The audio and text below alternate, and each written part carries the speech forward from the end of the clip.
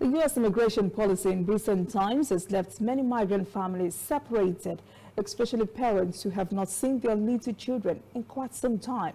As correspondent Alice Dyer-Beverstock reports, President-elect Joe Biden has promised to look closely at some of the policies that especially touch on migrants after deportation from the U.S. In 2017, Francisco Velasco from the rural heart of Guatemala took a backpack and his 2-year-old son and undertook the 3,000-kilometer migration to the United States. The pair crossed successfully undocumented into Texas, but when Francisco was detained 2 years later and sent to prison, the pair were separated. It was the last time he saw his son. 9 months later, he was deported back to Guatemala alone. Since I was detained by ICE, I was told my son would be delivered to me before I was deported. But I've been home for months now and there's still no word of my son. I don't know what's happening. Francisco knows where his son is, a Child Protective Services center close to Lubbock, Texas. Yet his attempts to have his son returned home to Guatemala have gone unanswered. For Francisco's wife, Petrona, who hasn't seen her son in 3 years, the idea she may never see her firstborn again is unbearable. I need to be with my baby.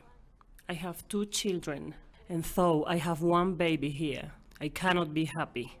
I'm uncertain what is going to happen, but if they tell me my child will not return, I'll be capable of killing myself. The American Civil Liberties Union says it is still looking for the parents of nearly 630 children, and many migrants here in rural Guatemala say they have given up hope of ever seeing their children again.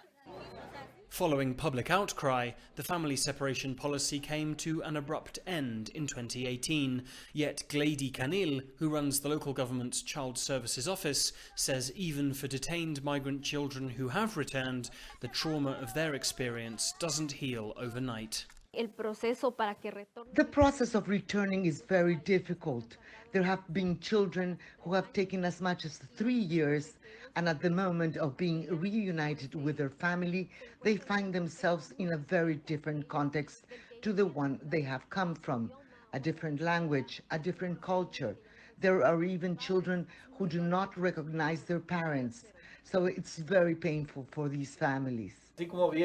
In Guatemala, returning these children depends on men like Guillermo Diaz, the country's migration minister, but there's little hope to be found for the situation in these corridors of power.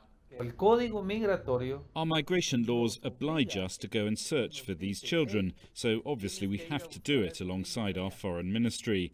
But we have so much on our plate, and it's not on our to-do list. We have other priorities. Whether this couple's now 5-year-old son will ever return or be able to reintegrate if he does are up in the air. What's certain is that what happened to these families at the US border will be remembered here for generations.